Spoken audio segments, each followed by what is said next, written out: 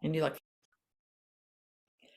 Hi, everyone. Welcome to Live. Today, I have a very, very special guest.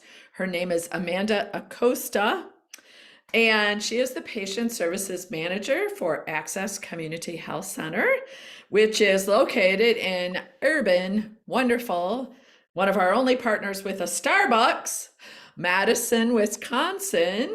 Whoop, whoop. And Access is a 5 clinics serving the underserved in the greater Madison area. So, welcome, Amanda. I'm so glad to have you here with me. I was telling her earlier that when I reached out to her senior leadership team to say, hey, I want to do a series on our leadership bundle. Tell me who rocks these certain tactics. They sent me Amanda's name and said, well, she rocks them all, so let her choose. I'm like, oh, okay. Well, dang, what a rock star I'm speaking with. But today we're going to talk about rounding because that's your favorite. I kind of posed the question a really odd way to you to like, which one of the leadership bundle tactics has made the most difference in your work life? And you said rounding. So yeah, let's do this, man. Let's talk about rounding. So when we teach rounding, we talk to leaders about the real estate mantra, location, location, location should really be for leaders, relationship, relationship, relationship. And to not do rounding, I mean, I can't imagine my leadership without it. In fact, already today I've stolen a great couple of ideas from you on, some different quirky ways, some different avenues that you look at rounding. But I think what happens too often is, and you kind of apologized for this when we started talking today, Amanda, is that people take how we teach it and they can't see a way to make it their own. That, when they say, oh, it'll be, my staff are bored with this, or I'm not seeing a difference in the whirlwind, or I already have a great relationship with my staff, why do I have to do this? That they're not really taking it and thinking, this is obviously the right thing to do. If the military, the armed forces in our country all do it, I mean, come on, people. We don't want to be behind the Marines for any reason, right? So they are doing it. They know it's a valuable way to really get to know and, touch base with your people. So whatever you want to call it, check-ins, monthlies, one-on-ones, whatever. It's asking a series of very systematic and purposeful questions designed at building a relationship with people that you serve as a leader. So tell me about the dramatic difference that it's made in, kind of like pre Amanda's a leader without rounding and post Amanda's now a leader with rounding in your life. Yeah, I think it's been quite different. I mean, I guess I would say I had a good relationship with my staff before rounding, but now ever since we started doing rounding, it's just a whole different scenario. Everyone is able to just be more open. People come to me with things. We have like that better relationship going, so it's easier to give them feedback in the moment. Yeah, I know it's so different that it's hard to remember what it was like before we started doing rounding. Mhm. Um, yeah, I think I like to try to make it fun, so it isn't boring. It's, I guess I would say, a little bit different with newer staff, getting used to it and getting used to a new manager maybe, if they're new to our organization. But yeah, I just like to keep it fun. It's the employees' time to meet with me, and they always know they have it and that we're gonna talk. And I feel like they look forward to it.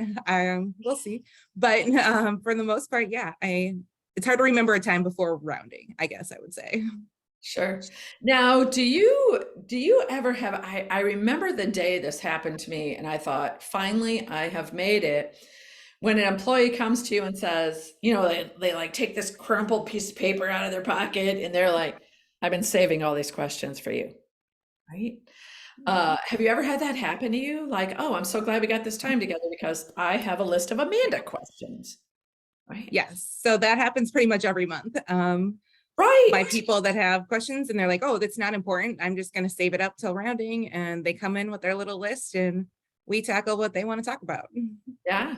Fabulous. Because guess what, Amanda? That's not an interruption to your day. It's planned time for you and your employees to have together. And that means that they didn't come to you with this, like, oh, this is the drama of the day, or this is the how I interrupt my boss every day. This is the whirlwind that I'm sucked up into, and now I'm going to share my pain with you. Right. And so that's when you know you've made it, is your whirlwind's going to settle down. You're going to start focusing on, things that are important to you because your job's different than theirs, right? It's different than Yes. theirs. I'm so glad to hear that. Good. Tell me how you keep your rounding fresh, because that's a complaint we hear all the time. Um, well, I kind of have the normal set questions I always ask, but sometimes I try to add in something fun, especially with those new employees that are not really used to this format. And they're like, okay, it's kind of weird that we're having this conversation all the time. So I like to add in some kind of fun question, like what's your secret like hidden talent that no one knows about? Or if you were the CEO for today, what would you do to make your job better? Or if you like won $1 million, what are you buying? Yeah. Just something like that that's fun and different and just a chance for us to chat and get to know each other more than anything. Fabulous. So you're almost having like an icebreaker with your rounding. Yeah. Mhm. But at the same time, think about, just culture, psychological safety, really finding out what's important to people. All those Mhm. questions matter. If you were the CEO for a day, if you were running this organization today, what would you do to make your job better? You're not saying, what would you do different than Ken, Dr. Loving, your CEO? Because, everybody knows that, he could do something different. You're not doing anything like that. You're saying, what would you do to make your job better if it was within your power, right? And we want employees to have the power. So I love that. That's what I wrote down.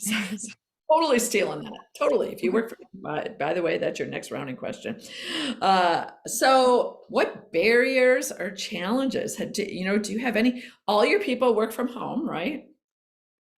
Sweet. Yes. So that's new since the pandemic, right? They used to be bedside interpreters and social worker type people. All right. Mhm. So, are you challenged by that? What challenges you?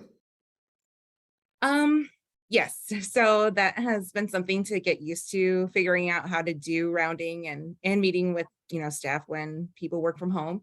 Hmm. Um, we do rotate. So some people work in the clinic per day and the rest, everyone else works at home. So I think the original challenge was just figuring out like how to keep rounding going and relationships going with everyone working from home. So now we just have to do it over, a WebEx Zoom type of situation. But I still try to meet people where they're at. So some people prefer to only meet in person, and that's fine. We'll just do our rounding when days that they're in the clinic. And that works out. So, I mean, just the biggest barrier has been technology and navigating a new way to work, I guess I would say. Yeah. But, as you mentioned before, you still make time for it every month, Oh, yeah. regardless. Hmm. Yep. They're home, they're there, whatever it is, you make it happen. Any other life hacks or rounding hacks you would like to share with the Capstone Nation? Um, let's see. I guess the only other thing I like to do on occasion is to do some small group rounding Okay. with the team. So maybe two or three of them. So we still do the individual rounding, but sometimes the small group rounding works out when there's like some topics that maybe someone wants to bring up or they want other feedback from other people, not just me. So I Mhm. kind of add that in once in a while to do some small group rounding. And that seems to work out just fine. Okay. Yeah. Um, yeah, You that's the know, one. something you mentioned, sorry to interrupt, something you Oh no, you're mentioned right. earlier that I want to make sure people know is you talked about how because you focus on relationships and because you make rounding important, that you have noticed that you're able to coach in the moment way easier. Mhm. That Yeah, people just take it from you without any problem. right. And that's been super helpful. So that's kind of just how I always do that. Yeah. If I have feedback to give, I just give it right away. We just got done doing annual reviews, and nothing is a surprise to anyone because we've talked about everything that's on there this whole year. So yeah, I feel like I have those relationships built, so it's easy to do that in the moment. Mhm. Yes, that's that radical candor. You're Yep. all year long showing people that you care about them personally by rounding on them. So when it comes time to challenge them directly, it's a done deal, right? They know that you Yep. care about them. It's not personal. It's something that you as their leader need to convey to them for feedback. So, atta girl. Thank you. Thank you very Yes. much. So, my call to action is if you want to learn what Amanda has learned, the secret sauce to leadership, go ahead and go to our website, www.capstoneleadership.net. Book a call with us. We would love to talk to you. Thanks so much. Thanks, Amanda. I appreciate you. Yeah. You're welcome. Thanks for having me.